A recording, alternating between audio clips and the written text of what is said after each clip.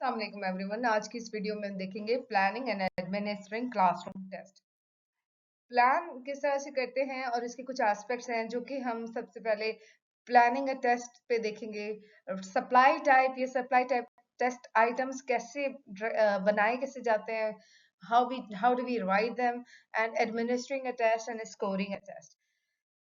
Let's look at the steps for planning. सबसे पहले goal ये होता है कि आप टीचिंग लर्निंग प्रोसेस को इम्प्रूव कर सकें और उसी के लिए आप प्रॉपर प्लान करके टेस्ट कंडक्ट करते हैं।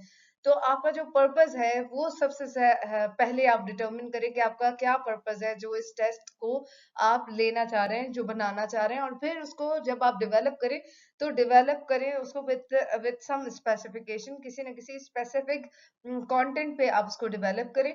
अप्रोप्रिएट टेस्ट आइटम सिलेक्ट करें और टेस्ट आइटम जब आप सिलेक्ट कर लेते हैं उसके बाद आप प्रिपेयर करें कि क्या इसके रेलेवेंट आइटम्स हो सकते हैं, और फिर कंबाइन करके सारे जितने भी टेस्ट आइटम्स हैं उनको असेंबल करें और फिर आप उस टेस्ट के जो एडमिनिस्ट्रेशन की तरफ जाएं कि किस तरह से हमने बच्चों को ये टेस्ट देना है, और फिर असेस करें कि आपने जो रिजल्ट्स लिए हैं वो क्या रिजल्ट्स कहते हैं। आपसे एक सवाल है, आप अपने आंसर दे सकते हैं, why test planning and administering is important. तो आप अपनी नॉलेज के हिसाब से ये जवाब दे सकते हैं कि क्या क्यों जरूरी है कि हम टेस्ट प्लान करें और फिर उसको एडमिनिस्टर करें। विदाउट प्लानिंग हम क्यों नहीं एडमिनिस्टर कर सकते। प्लान करते वक्त हम तीन चीजों का ख्याल रखते हैं। सबसे पहले pre testing, then during the instruction testing, and end of the testing instruction testing. Pre testing में हम इंस्ट्रक्शंस पहले ही देते हैं, बच्चों की रेडीनेस चेक करते हैं, मोटिवेशन चेक करते हैं कि जो हम टेस्ट बनाने जा रहे हैं बच्चों की इतनी कैपेबिलिटी है, उतनी मोटिवेशन है, इतने ऑब्जेक्टिव्स कौन से होंगे, कौन सी इंस्ट्रक्शन हम उनको दें ताकि वो प्रॉपर तरीके से टेस्ट दे सकें। ड्यूरिंग द इंस्ट्रक्शन जो हम टेस्टिंग करते हैं वो ये होता है कि हम उसमें बेसिस प्रोवाइड कर देते हैं कि ये जो टेस्ट दिया जाएगा इसका फॉर्मेटिव असेसमेंट होगी। इसके बेस पे हम स्टूडेंट्स को फीडबैक प्रोवाइड करेंगे ताकि स्टूडेंट्स उसके अच्छे रिजल्ट्स के लिए, अच्छा इम्प्रूवमेंट के लिए जो है वो फर्दर काम करें। ये टेस्ट का पर्पस है बच्चों की इम्प्रूवमेंट, उनकी लर्निंग को मॉनिटर करना, प्रोग्रेस को मॉनिटर करना, फिर डिटेक्ट करना कि कहीं के लर्निंग कोई एरर्स तो नहीं है, कोई बच्चों के कोई प्रॉब्लम्स तो नहीं है जिसकी वजह से बच्चे उस कंटेंट को सही समझ नहीं सके जो कि हम टेस्ट में चेक करना चाह रहे हैं। और उसके बेस पे हम स्टूडेंट्स को फीडबैक प्रोवाइड करते हैं। जब हम क्लास हो सकता है हेड्स जब इसको करते हैं तो फिर वो टीचर्स को भी फीडबैक प्रोवाइड करते हैं कि आपके इस टेस्ट रिजल्ट से ये पता चल रहा है कि या तो आपने कंटेंट सही नहीं पढ़ाया या आपने बहुत अच्छा पढ़ाया है, और स्टूडेंट्स का फीडबैक भी बहुत अच्छा है। एंड ऑफ इंस्ट्रक्शन टेस्टिंग अगर हम देखें तो इसमें लर्निंग आउटकम्स को मेजर किया जाता है कि जो पहले आपने इंटेंडेड लर्निंग आउटकम्स रखे थे बच्चों के लिए, जो ऑब्जेक्टिव सेट किए थे वो अचीव हुए हैं या नहीं हुए, उनको मेजर किया जाता है। और उसके साथ हम फॉर्मेटिव असेसमेंट के तरीके से हम जो है वो बच्चों को असेस करते हैं और एंड ऑफ इंस्ट्रक्शन में हम उनको बताते हैं कि आपने ये टेस्ट इस तरह से दिया। आपके फॉर एग्जाम्पल हम क्विज ले रहे हैं, क्विज में आपके 5 मार्क्स आ गए हैं, तो अब आपको इम्प्रूवमेंट की जरूरत है ताकि आप उससे इम्प्रूवमेंट करके इम्प्रूव अपनी लर्निंग को इम्प्रूव करें, और फिर with the help of assignment, with the help of other activities आप उसको इम्प्रूव कर सकें, अपने कॉन्सेप्ट्स को प्रॉपर तरीके से अंडरस्टैंड करें। और उसी के बेस पे फिर हम बच्चों को प्रोमोट भी करते हैं, ग्रेड्स भी प्रोवाइड करते हैं। ये सारी चीजें जो है वो उसके अंदर आ जाती हैं। जब आप टेस्ट बनाते हैं और टेस्ट की प्लानिंग करते हैं तो सबसे पहले आपके जहन में आती है एक चीज जो कि मोस्टली आप सुनते हैं, that is table of specification. This is what table of specification looks like. Table of specification social studies का अगर हम बना लेते हैं तो उसमें कुछ ऑब्जेक्टिव है, कंटेंट है, जैसे कि क्लाइमेट है। एक्सट्रीम लेफ्ट में अगर आप देखें तो क्लाइमेट है, रिसोर्सेज है, पॉपुलेशन है और सोसाइटी है। अब जो राइट पे नॉलेज अंडरस्टैंडिंग अपवर्ड, जो अपर कॉलम में आपको नजर आ रहा है नॉलेज अंडरस्टैंडिंग एप्लीकेशन नजर आ रहा है, इसमें आप किस तरह के कंटेंट ज्यादा रखेंगे। आपने ऑब्जेक्टिव टेस्ट कितने रखे, एमसीक्यूज कितने रखे, और आपने लॉन्ग क्वेश्चंस कितने रखे, शॉर्ट क्वेश्चंस कितने रखे हैं, और कितने अंडरस्टैंडिंग के हैं, कितने एप्लीकेशन के हैं। तो ये 100% का जो वेटेज दिया जाता है उसको इक्वली डिवाइड किया जाए कि हर एक कंटेंट में से हम तीनों चारों कॉन्सेप्ट्स जो है वो उस टेस्ट में कवर करना चाहेंगे, तो उसके लिए हमें किस तरह से मल्टीपल चॉइस क्वेश्चन हो, लॉन्ग क्वेश्चंस हो, लॉन्ग या शॉर्ट आंसर्स हो, वो हमने कैसे डिजाइन करना है। Number of question items with the percentage wise equal percentage रखी जा सकती है। ये वेरी करते हैं, नॉलेज के ज्यादा हो सकते हैं, अंडरस्टैंडिंग के कम हो सकते हैं, एप्लीकेशन के ज्यादा हो सकते हैं, लेकिन आपका तीनों का जो परसेंटेज है वो इक्वल होना चाहिए। मैचिंग आइटम्स अगर हम देखें तो इसमें दो पैरेलल कॉलम्स होते हैं, लेफ्ट टर्म्ड होते हैं प्रीमिसेस और राइट टर्म होते हैं रिस्पॉन्सेज। लेफ्ट में जितने भी आपको कॉलम दिए जाते हैं, जैसे कि अगर आप इसमें नीचे देखें column A and column B, तो कॉलम ए जो है वो आपका प्रीमिसेस कहलाता है, कॉलम बी आपका जो है वो रिस्पॉन्स कहलाता है, उसका आंसर होता है। Tip for writing true and false questions ये होता है कि हमेशा जो कॉलम्स हैं उनको शॉर्ट रखें और उनकी श्योरिटी देखें कि और हर तरह की जो प्रीमिसेस हैं वो कहीं कॉलम बी में ना हो, कॉलम ए में प्रीमिसेस हो और उनके रिस्पॉन्सेज जो है वो कॉलम बी में हम प्रॉपर तरीके से लिखें। लेफ्ट कॉलम हमेशा लॉन्गर होता है और राइट कॉलम जो है वो शॉर्टर होता है, इसलिए कि हम उसमें से फ्रेजेस में से या वर्ड्स या सिंबल्स में से मैच कर रहे होते हैं। इसकी डिस्क्रिप्शन जो है वो आप नंबर वाइज दे सकते हैं, ताकि आपकी जो जैसे अगर हम प्रीमिसेस को नंबर्स दे रहे हैं तो रेस्पॉन्सेस हमारे जो है वो अल्फाबेटिकल हो सकते हैं, आप उनको कोई और भी जो है वो सिंबल्स दे सकते हैं ताकि उनको डिवाइड किया जा सके और क्रोनोलॉजिकल अल्फाबेटिकल लॉजिकल ऑर्डर जो है वो फॉलो करना चाहिए। और ऑप्शंस जो है वो इस तरह से देने चाहिए, इस तरह से डिसाइड करें कि सिंगल पेज पे एक ही टेस्ट हो ताकि मुश्किल ना हो। मल्टीपल चॉइस क्वेश्चन किस तरह से बनाए जाते हैं कि उसमें क्वेश्चन जो जिसको हम स्टैम्प कहते हैं, बॉडी ऑफ द क्वेश्चन को स्टैम्प कहा जाता है, और तीसरा सेकंड पार्ट उसका होता है करेक्ट आंसर का, जो कि की ऑफ द आंसर होता है, और थर्ड जो बाकी जो दो होते हैं जिनको हम इनकरेक्ट ऑल्टरनेटिव्स कहते हैं, वो डिस्ट्रैक्टर्स होते हैं, वो डिस्ट्रैक्टर्स होते हैं करेक्ट आंसर के। स्टूडेंट्स जो है वो की के लिए किस तरह से हम डिस्ट्रैक्टर बनाते हैं, जैसे कि मैंने पहले आपको एक वीडियो में आइटम एनालिसिस बताया, तो ये एमसीक्यूज में हम इस तरह से एनालाइज करते हैं कि जो हमारा इनकरेक्ट ऑल्टरनेटिव है वो प्रॉपर है या नहीं है। Capital city of Pakistan is Paris, और लिस्बन और इस्लामाबाद, रोम में से हम एक जो है करेक्ट है, बाकी तीनों जो है वो डिस्ट्रैक्टर्स हैं। मल्टीपल चॉइस क्वेश्चंस अगर हम बनाएं तो उसके लिए जैसे कॉग्निटिव डोमेन जो है उसको अगर हम देखते हैं ब्लूम्स की, तो एप्लीकेशन, सिंथेसिस, एनालिसिस और इवैल्यूएशन लेवल सारी हम जो है इसमें चेक करते हैं with the help of multiple choice question. इसके कुछ रूल्स हैं एमसीक्यूज लिखने के, रीजनेबल जो है वो डिस्ट्रैक्टर्स होने चाहिए, क्वेश्चन फॉर्मेट प्रॉपर तरीके से यूज किया हुआ हो, हायर ऑर्डर थिंकिंग पे जो आपका ज्यादा एम्फोसाइज होना चाहिए कि स्टूडेंट की higher order thinking, higher level thinking को एनहांस किया जाए, और उनको ऑप्शंस जो है वो दिए जाए सिमिलर लेंथ के। ये ना हो कि एक जो आपका ऑप्शन है वो किसी और चीज का आ रहा है, एक क्वेश्चन जो है वो ऑप्शन जो है बहुत लेंथी है, ग्रामेटिकली सारी चीजें कवर होनी चाहिए, कोई क्लूज नहीं देने चाहिए, नेगेटिव क्वेश्चंस से अवॉइड करना चाहिए कि आप नेगेटिव क्वेश्चनिंग ना करें, और ओनली जो करेक्ट ऑप्शन है वो जरूर आप उसमें मेंशन करें। ऐसा ना हो कि सारे ही चारों आपने डिस्ट्रैक्टर रख दिए और फिर कोई ऑप्शन जो है वो करेक्ट नहीं है। क्लियर इंस्ट्रक्शन प्रोवाइड करें लर्नर को ताकि वो उस टेस्ट को दे सके। जैसे कि अक्सर हम टेस्ट में देखते हैं नन ऑफ अबव या ऑल ऑफ अबव जो चीज दी हुई होती है उससे अवॉइड करें, ताकि आप being an educationist you should bring good distractor for the students, कि आप उससे बच्चों की जो हायर ऑर्डर थिंकिंग है वो इनहेंस होती है। क्लियरली प्रॉब्लम्स को डिफाइन करें, और एमसीक्यूज जब हम टेस्ट बनाते हैं वो प्रॉपर तरीके से उनको बनाया जाए, उनको रिप्रेजेंटेटिव हो सारे जितने भी कंटेंट है।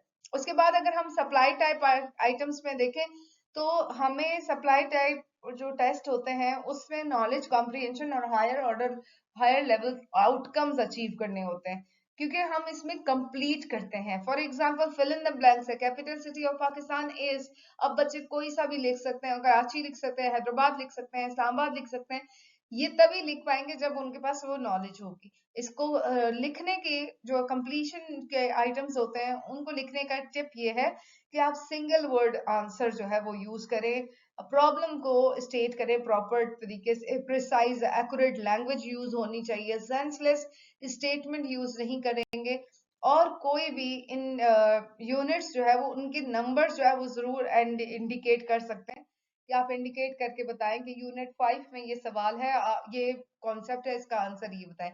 सप्लाई टाइप आइटम्स जिसमें ऐसे टाइप आ जाते हैं, दो तरह से होते हैं ऐसे, restricted responses and extended responses. Restricted वो होते हैं जिसमें आपको रिस्ट्रिक्शन दी जाती है कि इतनी लाइंस में लिखे, इतने वर्ड्स में लिखे, आप इनकी सिमिलैरिटीज और डिफरेंसेस लिखें, किसी भी कंपोनेंट की, किसी भी एरिया की, किसी भी लोगों की हो सकता है। और जो एक्सटेंडेड रिस्पांस होता है उसमें आपको कोई भी इस तरह से रिस्ट्रिक्शन नहीं दी जाती कि आप इतने पेजेस का, इतने वर्ड्स का, इतने लाइंस का जो है वो ऐसे लिखें। इसको भी लिखने के कुछ टाइप हैं कि कुछ जो इसेंशियल क्वेश्चंस हैं, इसेंशियल नॉलेज है, उस तरह के क्वेश्चन पूछे। ऐसे क्वेश्चंस होने चाहिए जो कि स्टूडेंट की नॉलेज को इनहांस करें, उनकी नॉलेज चेक करें। और रेलेवेंसी बहुत जरूरी है कि कंटेंट से रेलेवेंट होना चाहिए, कोई भी ऐसा क्वेश्चंस नहीं होना चाहिए जो कि ऐसे क्वेश्चंस जो कि उनके कंटेंट के अलावा हैं, या उनको कोई भी ऐसा टास्क नहीं दिया गया वो उनसे सवाल ना पूछे। और मोस्टली जो चॉइसेस हैं वो कम कर दें, चॉइसेस देना इतना अप्रोप्रिएट नहीं होता। टेस्ट क्वेश्चंस जब भी आप लिखें तो उसका आंसर प्रॉपर तरीके से टेबल ऑफ स्पेसिफिकेशन से देख के आप क्वेश्चंस लिख सकते हैं। फिर उस क्वेश्चन को आप इस तरह से डिवाइड कर सकते हैं कि जो मल्टीपल क्वेश्चंस हैं उनको किस तरह से लिखा जा सकता है, वो आप जो है वो इसको डिवाइड कर सकते हैं, बता सकते हैं। टेस्ट एडमिनिस्ट्रिंग किस तरह से होती है कि जब आप टेस्ट असेंबल करते हैं तो आप सिमिलर फॉर्मेट के सारे जितने भी आइटम्स हैं उनको एक साथ कर दें। जैसे एमसीक्यूज वाले टेस्ट हैं वो सारे एक तरफ कर दें, और जो सप्लाई टाइप टेस्ट हैं वो दूसरी तरफ कर दें। इजी टू हार्ड की तरफ जाएं, वो ज्यादा अच्छा होता है। बच्चे इजीली जो एक चीज कर लेते हैं और फिर हार्डर जो कॉन्सेप्ट है फिर वो उनको बाद में लेटर ऑन दिया जाए, ताकि वो उनका माइंड जो है इस तरह से स्पेसिफिक टू जर्नल की तरफ जाने के बजाय आप उनको इजी टू हार्ड की तरफ लेके जाएं। टाइम स्पेस जो है वो देना चाहिए, आइटम्स में स्पेस होने चाहिए, जो भी पेपर है इस तरह से नहीं होना चाहिए कि एक के बाद दूसरा उसमें लाइन की भी कोई कोई 0.5 की भी स्पेस नहीं रखी हुई। तो हमेशा जो सेम पेज पे आइटम्स रखें और उसके रिस्पॉन्सेज भी होने चाहिए। इस तरह के टेस्ट बनाएं जिसमें प्रॉपर तरीके से टेबल्स, चार्ट्स और एक एक चीज जो है वो प्रॉपर तरीके से स्टूडेंट्स के लिए इलिस्ट्रेट होती हो, और कोई कंफ्यूजन क्रिएट ना करें। आंसर की जो है वो चेक करें बिफोर असेंबलिंग द टेस्ट के आपने प्रॉपर आंसर्स उसमें रखे हैं, ऑप्शंस दिए हैं। एडिकेट और प्रॉपर स्पेस दें स्टूडेंट्स के नाम के लिए, डेट के लिए, ताकि वो उस चीज को लिख सकें। और आपके जो टेस्ट डायरेक्शन है वो बहुत प्रिसाइज होनी चाहिए, क्लियर होनी चाहिए कि ये टेस्ट किस चीज का है। ये सेक्शन ए का टेस्ट है, ये सेक्शन बी का टेस्ट है, आपने सेमेस्टर लिखना है, आपने ये बताना है कि इसमें से कितने क्वेश्चंस करने हैं, किस तरह से करने हैं। टेस्ट प्रूफ रीड जरूर होना चाहिए कि उसके उसमें किसी भी किस्म का कोई एरर नहीं होना चाहिए। और इसके लिए सबसे बेस्ट चीज ये होती है कि आप किसी और को अपना टेस्ट दे दें, ताकि वो आपके टेस्ट पे आपको रिस्पॉन्स दे सकें। और सारे जितने भी टेस्ट हैं वो अनबाइस्ड होने चाहिए, जेंडर फ्री होने चाहिए।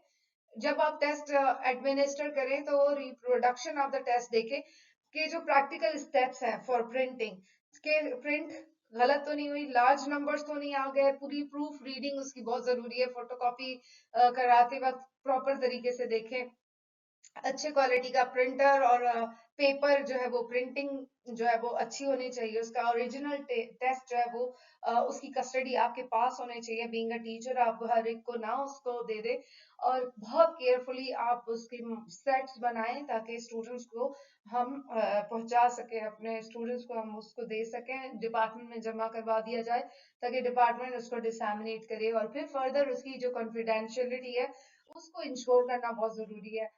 टेस्ट एडमिनिस्टर करते वक्त हम पॉजिटिव एटीट्यूड रखें कि सारे स्टूडेंट्स इस चीज को कर लेंगे, और बहुत स्टूडेंट्स की जो अचीवमेंट है उसके लिए मोटिवेटेड रहें कि स्टूडेंट्स बहुत ज्यादा मोटिवेटेड है। और ज्यादातर कोशिश करें कि ऐसा एनवायरनमेंट हो कि conducive seat sitting arrangement, proper lighting, proper जो कॉपीज हैं वो प्रॉपर दी जाएं। स्टूडेंट को कंटिन्यूसली मॉनिटर करें, देखें कोई डिस्ट्रैक्शन तो नहीं है, कोई कोई डिस्टरबेंस तो नहीं है। टाइम मॉनिटर करें, टाइम की वार्निंग्स दे दिया करें कि आपके पास इतना टाइम है, इतना टाइम रह गया है। उससे ये होगा कि वो अपने मैनेजमेंट जो है उनकी तेज हो जाएगी क्वेश्चन अटेम्प्ट करते वक्त। और जो टेस्ट की जो कलेक्शन है वो यूनिफॉर्मिटी में होनी चाहिए। ऐसा नहीं होना चाहिए कि एक से पेपर जो है वो आप आधे घंटे पहले ले रहे हैं और बाकियों से बाद में ले रहे हैं, तो इस तरह से नहीं होना चाहिए। यूनिफॉर्म एक ही टाइम पे आप टेस्ट कलेक्ट करें, टेस्ट रिसीव करें। आंसर शीट्स प्रॉपर तरीके से एक जो आपका बैग है उसमें आप रखें। टेस्ट देने के कुछ डायरेक्शंस हैं, जैसे कि स्टूडेंट को अंडरस्टैंड करें कि हम अपने टाइम को कैसे मैनेज करेंगे, किस तरह से आपके काम को चेक किया जाएगा, कौन से जो टेस्ट आइटम है उनकी प्रॉपर तरीके से देखें कि किस तरह से वो इस चीज को अटेंड कर सकते हैं, उसकी इंस्ट्रक्शंस देखें। इजियर क्वेश्चन पहले करने हैं, बाद में करने हैं, ये सारी चीजें भी स्टूडेंट को देखनी चाहिए, प्लान करना चाहिए। स्टूडेंट को ये फोकस करना चाहिए कि हम कौन से एजुकेटेड गैस लगा सकते हैं, ये किस तरह के आइटम्स जो है वो फॉर्मेट को किस तरह से फॉलो करना है, टेस्ट आइटम है किस तरह के, और उसको वो आंसर कर सकते हैं या नहीं कर सकते। तो आपने पूरा ओवरऑल एक रिव्यू करना है, एनालाइज करना है, और उसके प्रॉपर केयरफुली फिर आपने टेस्ट को आंसर्स टेस्ट को अटेम्प्ट करना है। कुछ आपकी जब भी हम टेस्ट एडमिनिस्टर करें तो सबसे पहले हमें ये चीज जरूर देखनी चाहिए कि हमें चीटिंग को प्रिवेंट करना चाहिए। कोई स्पेशल जो है प्रिकॉशंस लिए जाए ताकि किसी भी किस्म की कोई भी जो चीटिंग का एलिमेंट हमें नजर ना आए। हमें सफिशिएंट स्पेस रखनी चाहिए डेस्क में, ताकि ना तो वो एक दूसरे की कॉपीज पे देख सकें। स्क्रैच पेपर होना चाहिए ताकि हम उसको प्रॉपर तरीके से टर्न कर सके। और टेस्टिंग आवर्स भी चेक करें, केयरफुली देखें, और टेस्ट के जो फॉर्म्स हैं उनको देखें कि दो फॉर्म्स में हम अगर टेस्ट को डिवाइड करते हैं तो वो इजीली, फॉर एग्जांपल एम्पल के स्टूडेंट्स है, बीएस के स्टूडेंट है, बीएस में अगर बीएस थर्ड और बीएस फोर्थ को साथ बिठा दिया जाए तो रोज में अलग अलग जो है वो स्पेस हो जाती है। इसी तरीके से आप स्पेशल सिटिंग अरेंजमेंट कर सकते हैं, रोल नंबर वाइज बिठा सकते हैं, पॉजिटिव एटीट्यूड के साथ उनको गाइड कर सकते हैं। जब आप टेस्ट एडमिनिस्टर करें तो स्कोरिंग बहुत जरूरी है कि जब भी आप ऐसे टेस्ट में स्कोरिंग की जरूर बताएं जिसको रूब्रिक भी कहा जाता है, और उसमें एक्सेप्टेबल आंसर्स आउटलाइन करें कि कौन कौन से आंसर जो है वो एक्सेप्टेबल हो सकते हैं, कौन से मेन फीचर्स हैं जो कि हमें इसमें बच्चों को वेटेज देने वक्त असाइन करने चाहिए कि हम कौन से कंटेंट को कितने पॉइंट्स दे रहे हैं, कॉम्प्रीहेंशन के कितने पॉइंट्स हैं, नॉलेज के कितने हैं, कंटेंट के कितने हैं, मटेरियल इरेलेवेंट है तो उसके कितने जो आगे पॉइंट्स होंगे, डिडक्शन कितनी हो सकती है, नेगेटिव मार्किंग है या पॉजिटिव मार्किंग है।